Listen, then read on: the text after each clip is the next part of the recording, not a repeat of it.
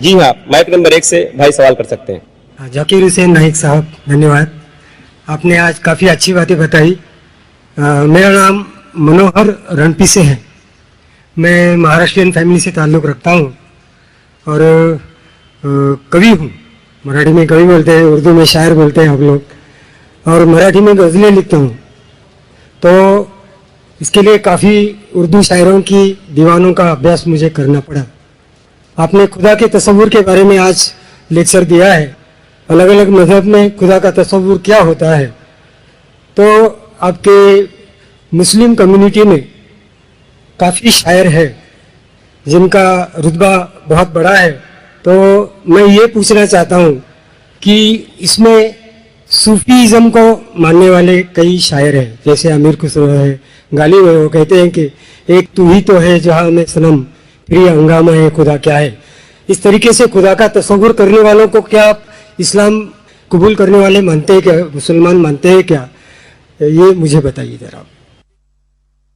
بھائی صاحب کا سوال ہے کہ کوی ہے، شاعر ہے، منوہر بھائی صاحب بھی ماشاءاللہ شاعر ہے، وہ یہ کہتے ہیں کہ شاعر جب خدا کا تصور بیان کرتا ہے اپنی کویتا میں یا اپنی شاعری میں، تو کیا آپ مانتے یہ صحیح ہے کہ غلط ہے؟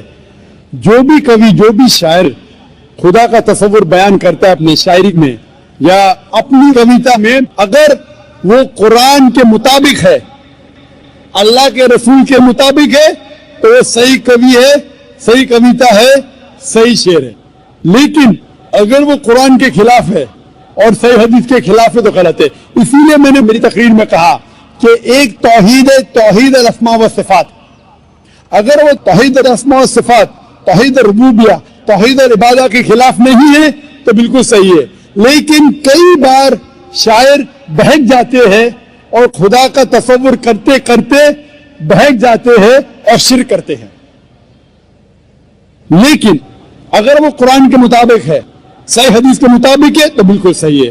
اور جتنے بھی شاعر، میں تو شاعر نہیں ہوں، میں اردو دان ہوں، میں فارسی جانتا ہوں، لیکن جتنے بھی شاعر ہیں، سب سے بہترین شاعر جس نے اللہ سبحانہ و تعالیٰ کے بارے میں کہا اور اسلام کا پیغام بیان کیا ہے، وہ علامہ اقبال۔ اسی لیے کل ایک نشست تھی، شکوہ جواب شکوہ، جو علامہ اقبال کا تھا ماشاءاللہ۔ اس نے شکوہ کیا اللہ سے، کس طریقے سے انسان شکوہ کرتا ہے۔ کافی لوگ نے فتویٰ لگایا کہ وہ کافر ہے۔